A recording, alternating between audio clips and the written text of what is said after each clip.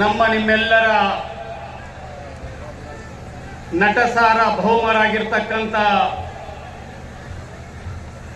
Doctor Rajkumar ಅವರೊಂದು ಮಾತನ್ನು ಹೇಳ್ತಾರೆ. ನನ್ನ ಅಭಿಮಾನಿ ದೇವರೇ ಅಂತ ಹೇಳಿ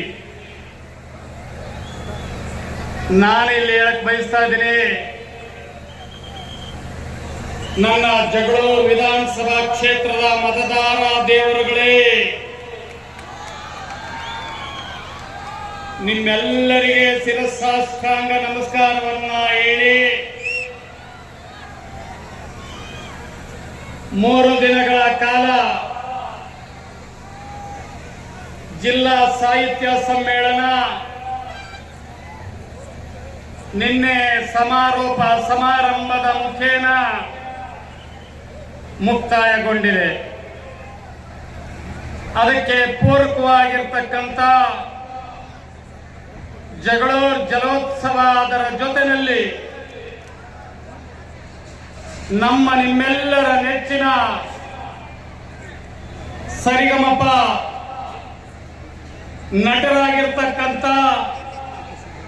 ಅರ್ಜುನ್ ಜನ್ಯಾರ್ ಅವರ ಇವತ್ತು ಕಾರ್ಯಕ್ರಮವನ್ನ ನಿಮಗೆ ಕೊಡುವಂತ ಕೆಲಸ ಮಾಡ್ತಾ ಇದೀವಿ.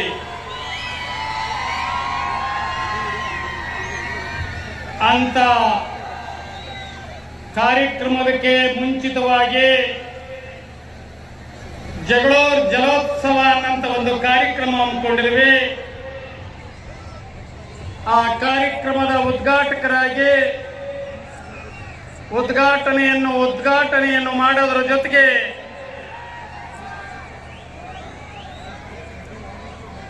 ಉದ್ಘಾಟಕರ ಆಶಯ ನುಡಿಗಳನ್ನಾಡಿದಂತ ಯಾವತ್ತೂ ನನ್ನ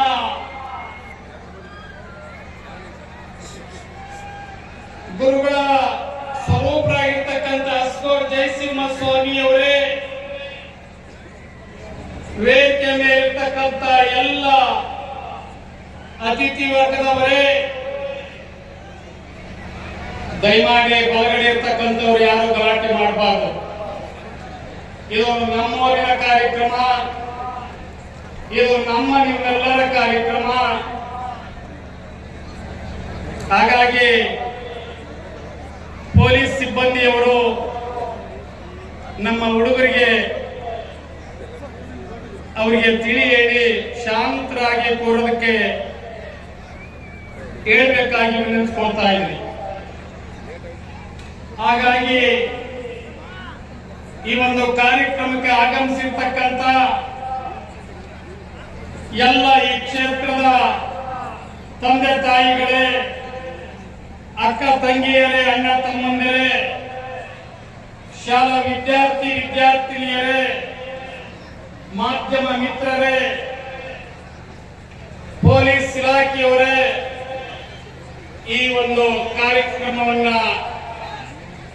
ನೋಡಿ ಕಣ್ ತುಂಬಿಸ್ಕೊಳ್ಳಕ್ಕೆ ಬಂದಿರತಕ್ಕಂತ ಎಲ್ಲ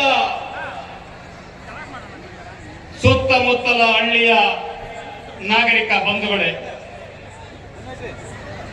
ಈ ದಿನ ಈಗಾಗಲೇ ಜಗಳೂರು ಜಲೋತ್ಸವವನ್ನ ನೀವು ನೋಡಿ ಕಣ್ ತುಂಬಿಕೊಂಡಿದ್ರಿ. ಇಲ್ಲಿ ಜಲೋತ್ಸವ ಕಾರ್ಯಕ್ರಮವನ್ನ ಪ್ರದರ್ಶನ ಮಾಡಂತ ಸಂದರ್ಭದಲ್ಲಿ ಡಾಕ್ಟರ್ ಪಲ್ಲಕ್ಕಿ ಅವರ ನೇತೃತ್ವದಲ್ಲಿ ನಡೆದಂತ ಒಂದು ಸಾಕ್ಷ್ಯಚಿತ್ರದಲ್ಲಿ ಮುನಿದರೆ ಗುರಿ ಕಾಯುವ, ಇದರ ಮಾತಿನ ಅರ್ಥವನ್ನು ನೀವು ತಿಳ್ಕೋಬೇಕಾಗ್ತದೆ. ಒಬ್ಬ ರೈತ ಮುಗಿಲನ್ನು ನೋಡ್ತಾ ಕೂತಿದ್ದಾನೆ, ಭೂಮಿ ಬಾಯಿ ಬಿಟ್ಟಿದೆ. ಸುಮಾರು 50 ವರ್ಷಗಳಿಗಿಂತ ಈ ಕ್ಷೇತ್ರ ಬರದಿಂದ ತತ್ತರಿಸಿದೆ. ಇದಕ್ಕೆ ಶಾಶ್ವತವಾಗಿರ್ತಕ್ಕಂಥ ಒಂದು ಪರಿಹಾರವನ್ನ ಕೊಡಿಸುವಂತ ನಿಟ್ಟಿನಲ್ಲಿ ಆಲೋಚನೆ ಮಾಡಿದಂಥವರು, ದೂರದೃಷ್ಟಿ ಇಟ್ಕೊಂಡು ಆಲೋಚನೆ ಮಾಡಿದಂಥವರು ಬೇರೆಯವರು ಯಾರೂ ಅಲ್ಲ, ನನ್ನ ಆರಾಧ್ಯ ದೈವ ಆಗಿರ್ತಕ್ಕಂಥ ಸಿರಿಗೆರೆ ಜಗದ್ಗುರುಗಳು ಸ್ವಾಮಿ, ಸಿರಿಗೆರೆ ಜಗದ್ಗುರುಗಳು ಅವರಿಗೆ ಜೋರಾದ ತಮ್ಮ ಒಂದು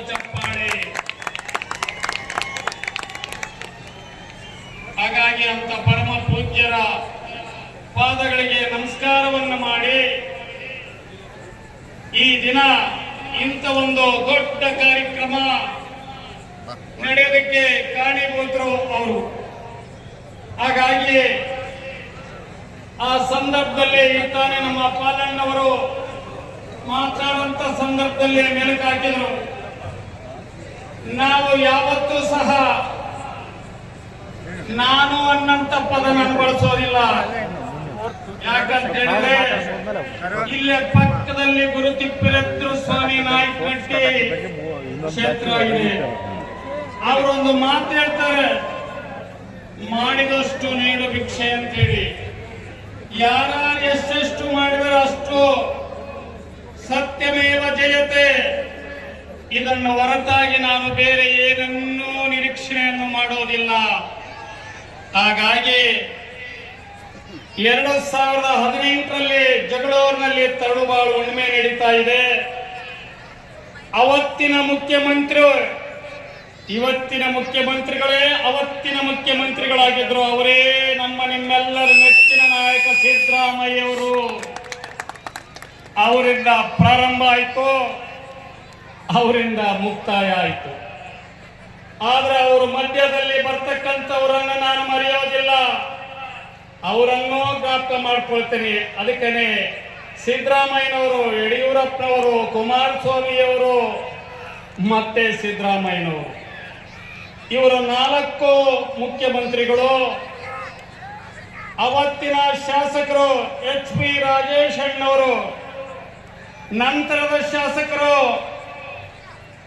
SV ರಾಮಚಂದ್ರಣ್ಣವರು. ಅದಾದ ಮೇಲೆ ನಾನು ನನ್ನನ್ನ ಹೇಳ್ಕೊಳಕ್ ಹೋಗಲ್ಲ. ಯಾಕಂದ್ರೆ ನನ್ನದೇನು ಬೇಕಾಗಿಲ್ಲ. ನಾನು ಹೆಸರು ಹೇಳಕ್ ಹೋಗೋದಿಲ್ಲ. ನಾನು ಹೆಸರು ಉಸಿರು ಹೋಗುವ ಮುನ್ನ ಹೆಸರು ಉಳಿಯಂತ ಕೆಲಸ ಮಾಡ್ಬೇಕನ್ನೋದು ಮಾತ್ರ ನನ್ನ ಮುಂದಿರ್ತಕ್ಕಂಥದ್ದು. ಹಾಗಾಗಿ ನಮ್ಮವನ ಹೊಟ್ಟೆಯಿಂದ ಬರಬೇಕಾದ್ರೆ ಹೆಸರಿರಲ್ಲ ಸ್ವಾಮಿ, ಹೆಸರಿರಲ್ಲ, ಉಸಿರಿರ್ತದೆ. ನಾನು ಈ ಜಗಕ್ಕೆ ಬರುವಾಗ ಹೆಸರಿರಲ್ಲ, ಉಸಿರಿರ್ತದೆ. ನಾನು ಜಗ ಬಿಟ್ಟು ಹೋಗುವಾಗ ಹೆಸರಿರ್ತದೆ, ಉಸಿರಿರಲ್ಲ. ಇದೇ ಬದುಕಿನ ಗುಟ್ಟು ಸ್ವಾಮಿ, ಇದು ಬದುಕಿನ ಗುಟ್ಟು. ಹಾಗಾಗಿ ಈ ಕಾರ್ಯಕ್ರಮಕ್ಕೆ ಯಾರು ಎಷ್ಟೆಷ್ಟು ಮಾಡಿದಾರೋ ಅವ್ರಿಗೆಲ್ಲರಿಗೂ ಸಿಗಲಿ ಅಂತ ಹೇಳಕ್ಕೆ ಬಯಸಿ, ನನಗೆ ಒಂದು ಸಿನಿಮಾದ ಹಾಡು ನೆನಪಾಗ್ತದೆ.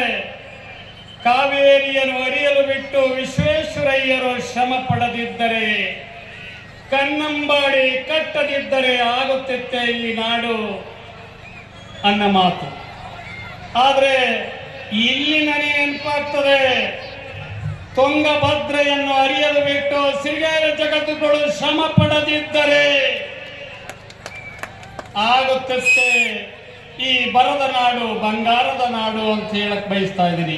ಹಾಗಾಗಿ ಯಾವ ನಂಜುಂಡಪ್ಪ ವರದಿ ಪ್ರಕಾರ ಇದು ಅತಿಯಿಂದ ಉಳಿದಿತ್ತೋ ಅಂತ ಈ ಬರದ ನಾಡು ಇವತ್ತು ಬಂಗಾರದ ನಾಡಾಗಿದೆ.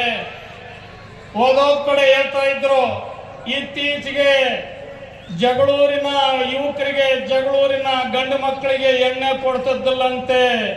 ಯಾಕಂದ್ರೆ ನಿಮ್ಗೆಲ್ಲ ಬರಗಾಲ, ಹಾಗಾಗಿ ನಮ್ಮ ಮಗಳು ಕೊಟ್ಟು ನಾವು ಏನ್ ಮಾಡಬೇಕು ಅಂತ ಹೇಳಿ ಇಲ್ಲಿ ಎಣ್ಣೆ ಕೊಡ್ತಿದ್ದಿಲ್ಲ ಅಂತ ಅಲ್ಲೆಲ್ಲಿ ಮಾತಾಡ್ತಾ ಇದ್ರು.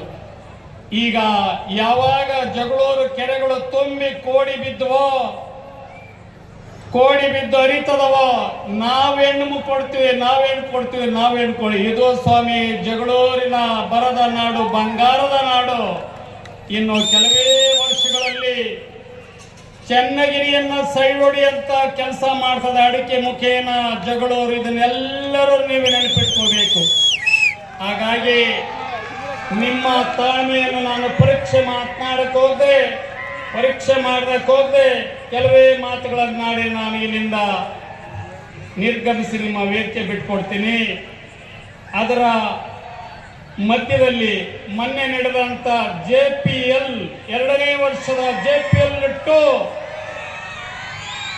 ಯಾರು ಪ್ರಥಮ ಮತ್ತು ದ್ವಿತೀಯ ಸ್ಥಾನವನ್ನು ಪಡೆದುಕೊಂಡಿದ್ದಾರೋ ಅವರಿಗೆ ಈ ವೇದಿಕೆ ಮುಖಾಂತರ ಅವರಿಗೆ ಬಹುಮಾನವನ್ನು ವಿತರಣೆ ಮಾಡೋದ್ರ ಮುಖಾಂತರ ಮುಂದಿನ ವರ್ಷ ಯಾರು ಇವತ್ತು ಈ ಸ್ಥಾನಕ್ಕೆ ಬಂದಿಲ್ಲೋ ಅವರು ಸಹ ಬರೋದಕ್ಕೆ ಪ್ರಯತ್ನ ಮಾಡಿ ಯುವಕರೇ ಅಂತ ಹೇಳಕ್ಕೆ ನಾನು JPL ಮುಖಾಂತರ ಕರೆ ಕೊಡ್ತಾ ಇದ್ದೀನಿ.